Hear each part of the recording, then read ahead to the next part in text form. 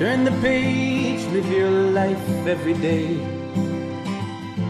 Don't let anybody. Hard-boiled egg, Mike Foster here. I'm going to show you the easiest way to peel one of these. You ever get one of these and they're a pain to peel? Well, I'm going to show you the easiest way to peel. This is a medium boiled egg, by the way, and I eat one of these every day, so I should know how to peel one. Check it out. The key is this. You're going to hit it on this side, like that, and then hit it on this side. And then the other key is water. You're gonna let the water get in here.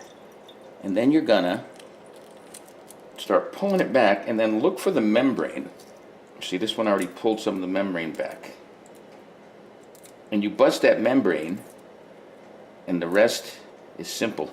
It should just slide right off. And as you go, add more water.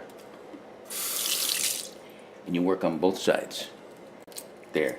We got the membrane here. It should just peel right off. See the membrane right there? That's what you're peeling. See the way it just peels right off with the membrane? Just like that. That one was perfect.